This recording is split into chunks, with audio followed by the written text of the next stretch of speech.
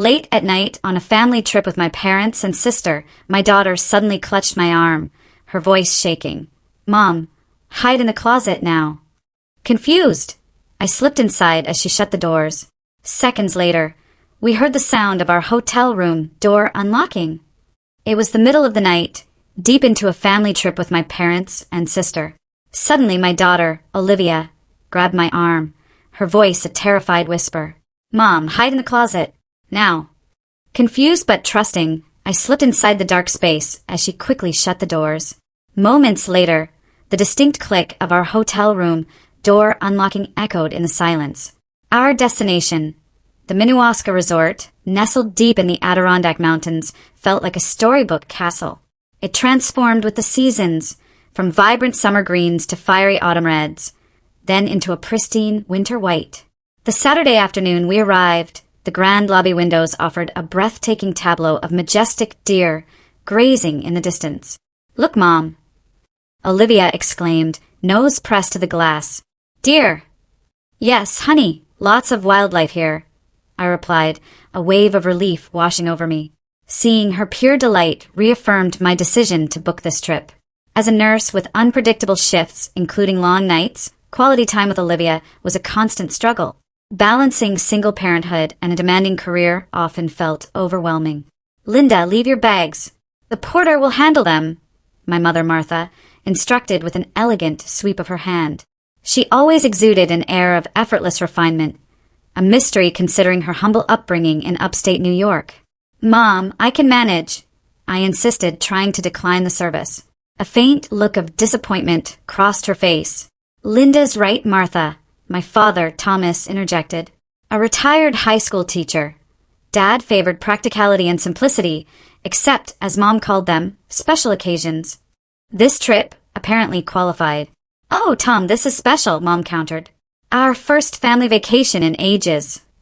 Just then, my sister Amy returned from the front desk, exuding confidence in a sleek pantsuit.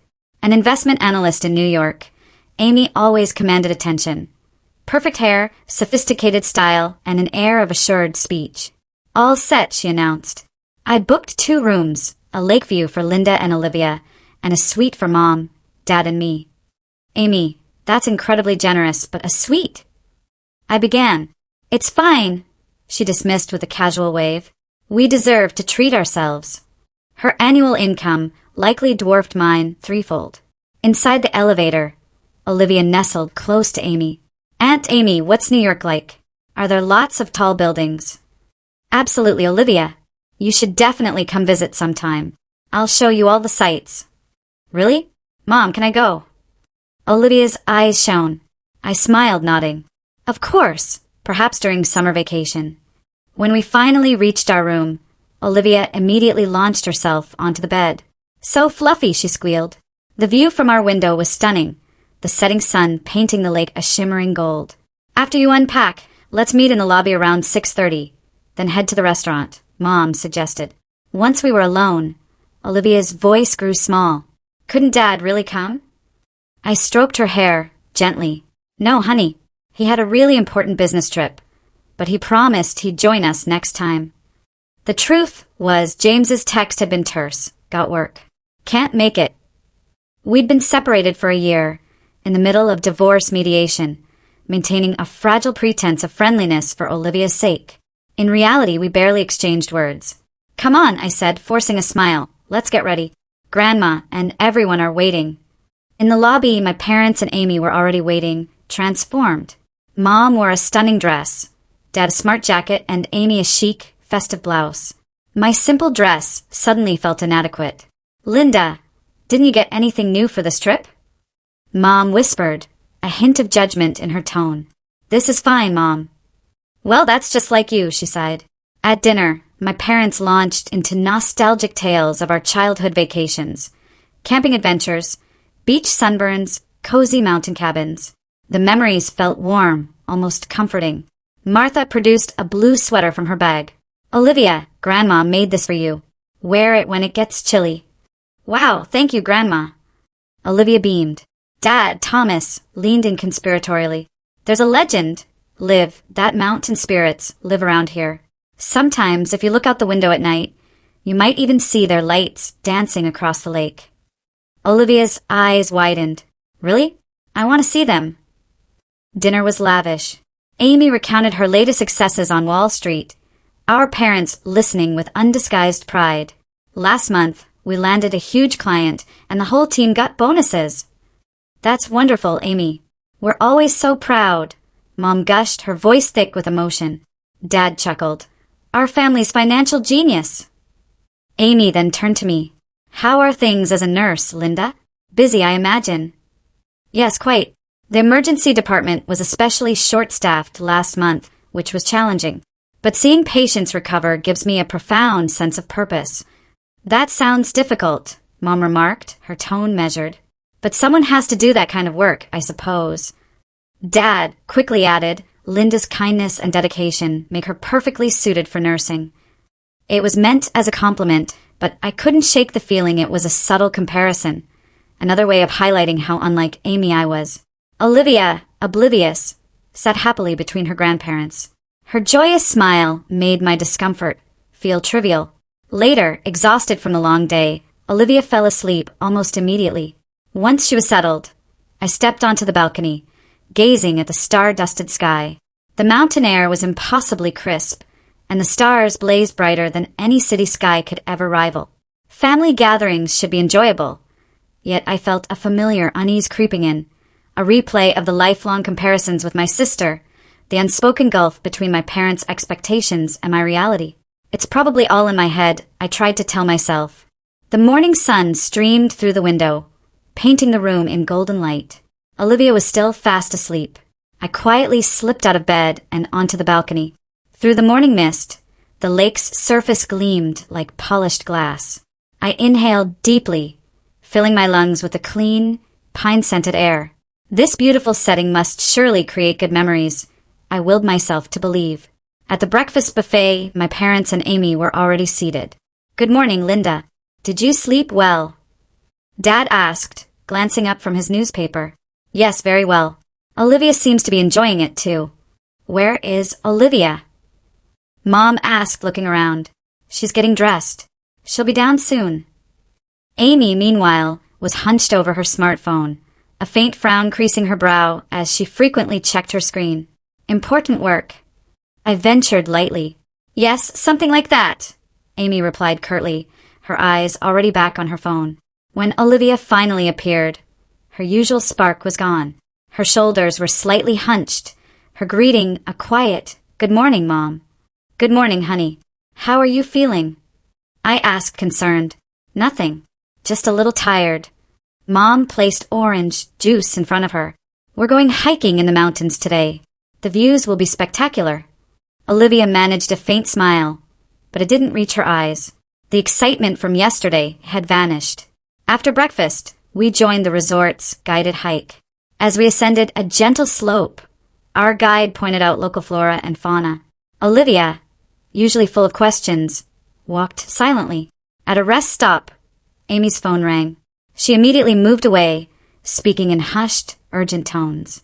My parents seemed unfazed, enjoying the scenery, but I felt a flicker of unease. A business call, I reasoned. When Amy returned, her face was tense. Still important business? I prodded. Yes, something like that, she said, waving a dismissive hand. Don't worry. This forest is truly beautiful, isn't it? Throughout the hike, Amy took at least 3 more calls, each time stepping away. And each time she returned, I swore she exchanged quick, subtle glances with our parents. Was it my imagination? After lunch, Amy stood. I have a spa appointment. Linda, want to come? It was a perfunctory invitation. She was already half out the door. No, I'll stay with Mom and Dad. After she left, I mused. She's certainly busy, especially lately with all those calls. She's always got important work, Mom said proudly. I hear she's highly regarded on Wall Street. I sighed inwardly. Mom's words always held a thinly veiled adoration for Amy, a dynamic unchanged since childhood. Amy, the accomplished daughter. I, the ordinary one. Those roles felt immutable. That afternoon, my parents settled into the lobby with books. Olivia, too, had a book, reading quietly on a nearby sofa. Her subdued mood still concerned me. Are you having fun? I asked, joining her. She looked up, offering a fragile smile that didn't quite reach her eyes. Yes. Is something bothering you? No, nothing's wrong. She returned to her book. This story is interesting. That evening, we reconvened at the restaurant. Amy, back from the spa, was in an unusually buoyant mood. Everyone, I have good news, she announced, raising her wine glass. Tomorrow will be a very special day. Oh, how exciting! Dad exclaimed. Mom nodded. Yes, very special indeed. What's happening? I asked, genuinely puzzled. I knew of no special events planned. It's a surprise, Mom grinned. You'll find out tomorrow. The conversation that followed felt unnaturally cheerful. Amy spun entertaining work stories. My parents reminisced endlessly. Everyone laughed. But beneath my own forced smile, something deeply unsettling brewed. Olivia, meanwhile, barely touched her meal, eating in silence. As dessert plates were cleared, Dad announced, we have some adult matters to discuss. Linda, would you mind taking Olivia back to the room? What kind of discussion? I asked. I'd like to hear too. Just business talk. Mom interjected quickly. We're just asking Amy for investment advice. It would bore you. Amy chimed in. Besides, Olivia looks tired. My daughter did look tired, but there was something else in her eyes. A flicker of anxiety. All right. I conceded reluctantly. Good night, then. On the way back, Olivia whispered, Mom, are you okay? Yes, of course, honey. Why do you ask? Nothing, she mumbled softly. In the room, Olivia quickly changed into her pajamas and burrowed into bed. Usually, she'd demand a storybook, but tonight she simply said she was sleepy. After she drifted off, as I showered, an undeniable sense that something was wrong with my family gnawed at me. I couldn't quite put my finger on it. Was it just the natural estrangement of adulthood, or something more sinister? Amy's hushed calls, my parents' furtive glances, Olivia's unsettling behavior, it all hinted at an unspoken secret. When I emerged, Olivia was unexpectedly awake, staring out the window into the inky blackness. Olivia, you're still awake? She slowly turned, her face in the moonlight a mixture of fear and fierce resolve. Mom, something scary is happening. What happened? I sat beside her. I can't say, but she faltered. I want to protect Mom. Protect me from what? Olivia didn't answer, simply looking back out the window. Tomorrow, be careful. I hugged her trembling little body. Her words echoed in my head. I want to protect Mom. Protect me from what? Even after she finally fell asleep, I lay awake, staring at the ceiling. Outside, only the wind whispered and nocturnal animals called. Midnight passed, then 1 o'clock. Sleep refused to come. Instead, questions spiraled.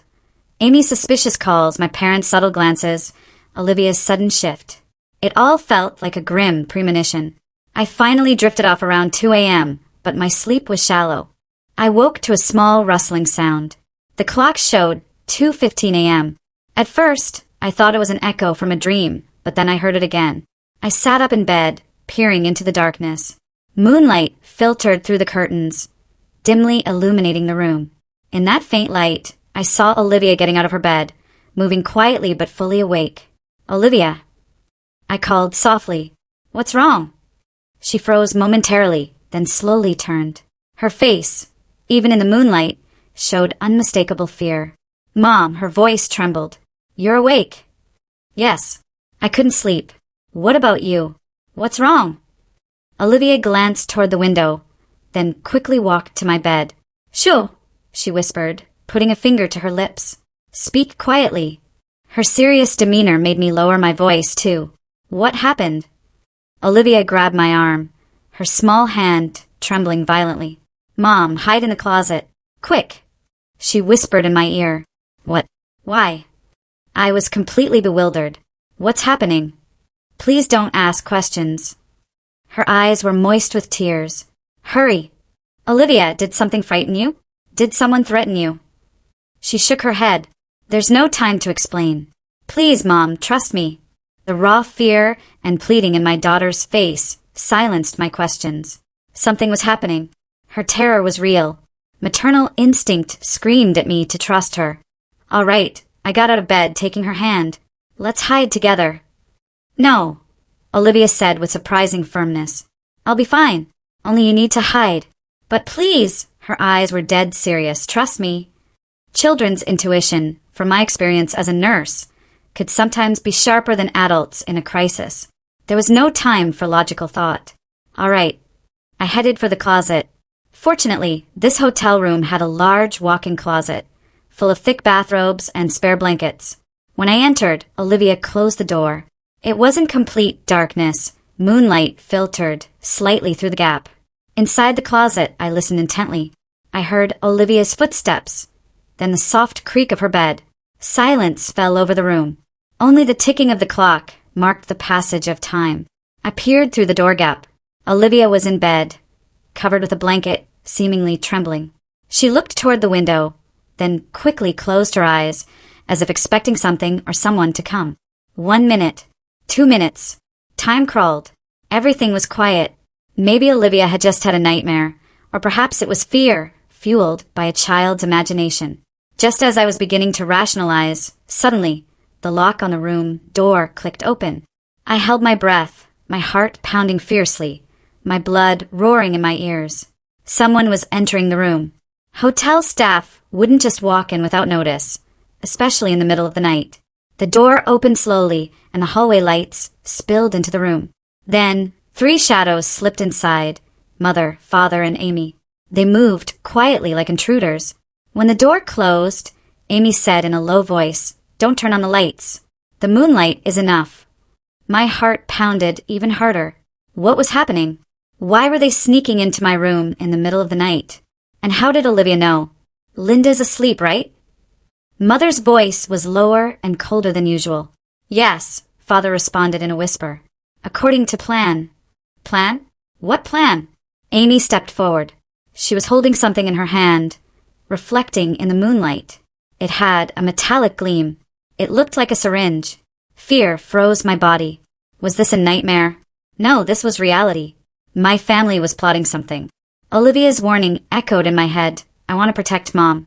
Amy approached Olivia's bed. "Olivia, are you awake?" she called in a gentle voice, one that held her usual friendliness. But the syringe in her hand revealed that kindness to be false. Olivia emerged from under the blanket. "I'm awake," her voice small and trembling. "Where's your mother?" Father asked, looking around the bed. "She's taking a shower," Olivia lied. There was fear in her voice, but it was steady.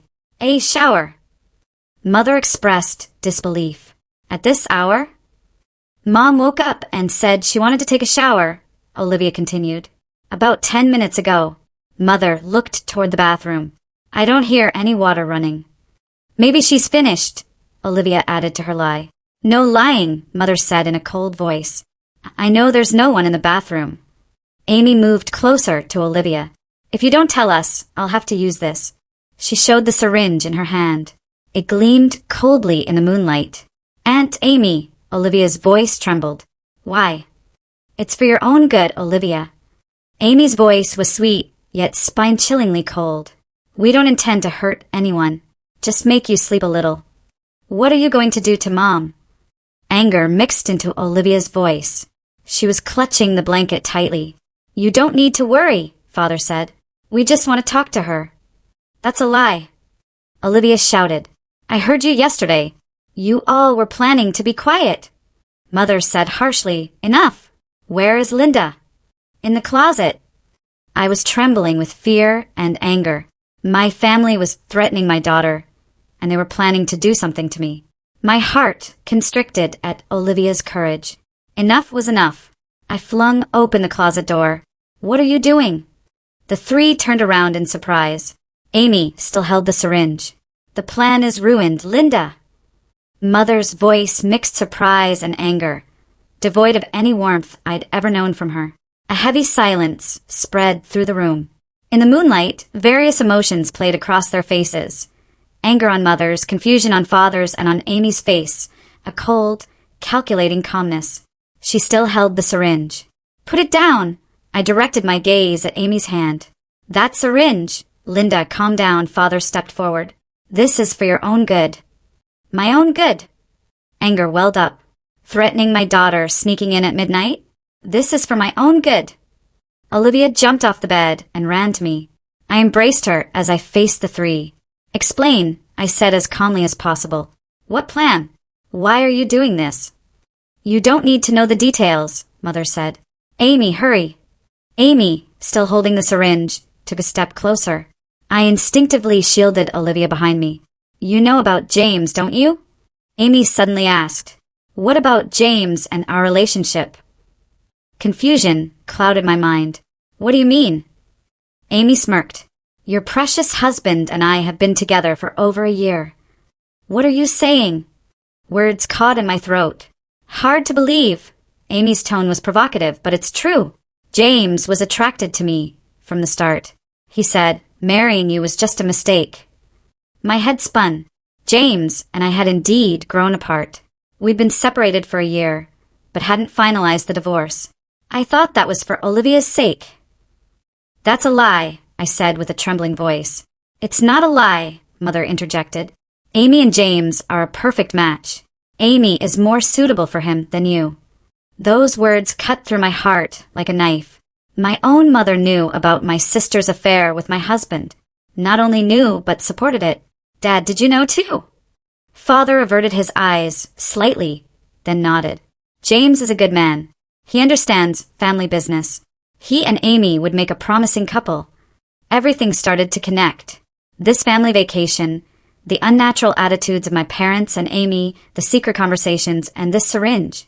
It's a simple plan, Amy laughed cruelly. While you're sleeping, inject you with a sleeping drug, then early tomorrow morning, pretending to go hiking, you were planning to push me off a cliff. I finished, my voice trembling, making it look like an accident. You're smart, Amy said sarcastically, but your cleverness ends tonight. Why? I was speechless at this unbelievable reality. Why try to kill me?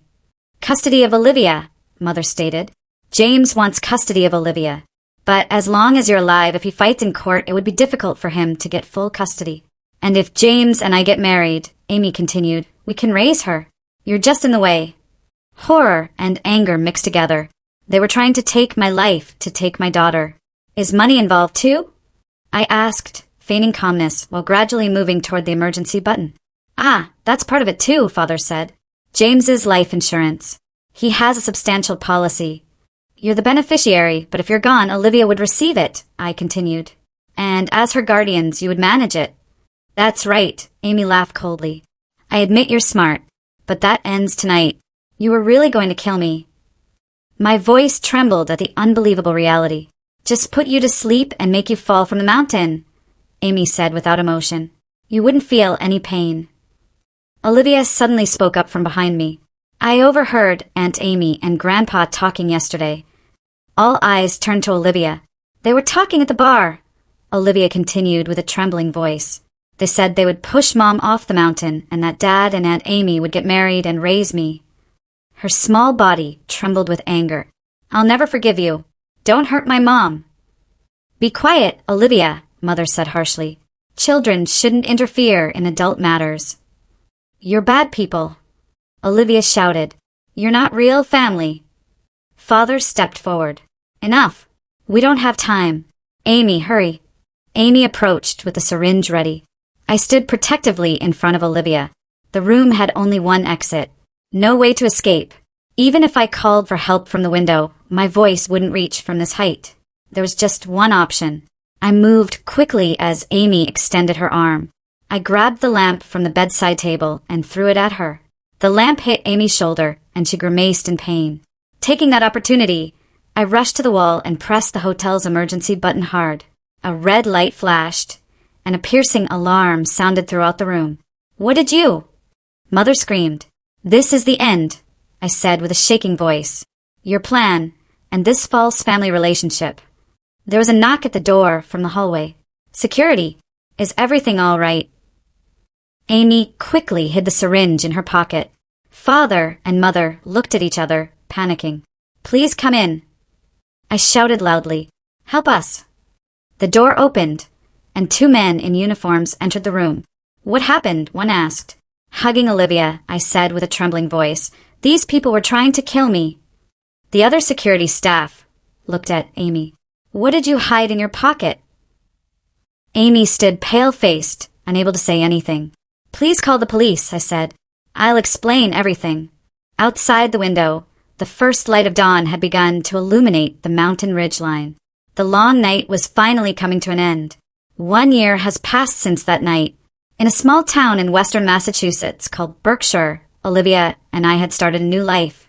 Our small bungalow, surrounded by trees, was much more modest than our previous home, but it was full of warmth and security. Above all, there were no false affections or betrayals here. Mom, look, I passed. Olivia showed me her test paper as soon as she returned from school. That's wonderful. I hugged her. How about pizza tonight to celebrate? Olivia's smile had become brighter and more natural than before. Since starting psychological counseling, she had been gradually recovering.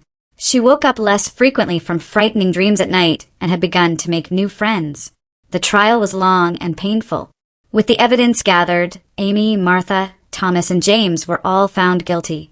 Surprisingly, during the investigation, it was discovered that James had made similar plans in the past. His previous fiancée had nearly died in an accident. He received the heaviest sentence. Amy became mentally unstable and was transferred to a treatment facility within the prison. I heard rumors that mother and father, betrayed by James, were suffering from heavy regret. Amy reportedly continued to refuse visits from her parents. The family bonds built on falsehood had completely collapsed. I changed workplaces and now work as a counselor specializing in family support for patients at a local hospital. I believe that my experience as a nurse and my own trauma could help heal the wounds of others. Linda, will you join us for dinner tomorrow? The Johnsons, who live nearby, called over the garden fence. I'd love to, I answered with a smile. Robert and Margaret Johnson had been kind to us since we moved to this town. In their 70s with no children, they doted on Olivia like a granddaughter. Olivia, I'll bake cookies for you, Margaret said gently. Back at home, Olivia was working on her homework. I stood in the kitchen and began preparing dinner. The setting sun streaming through the window bathed the room in a soft orange glow. Mom, Olivia suddenly said, we're happy, aren't we? I paused and looked at her. Yes, we are. Why do you ask? I sometimes think about it, she said, twirling her pencil. What makes a real family? I sat at the table and took my daughter's hand. It's not blood ties, I said slowly. It's trust and love, caring for each other and protecting one another. Olivia nodded. The Johnsons, the people at the hospital, they're all like our family. Yes, I smiled.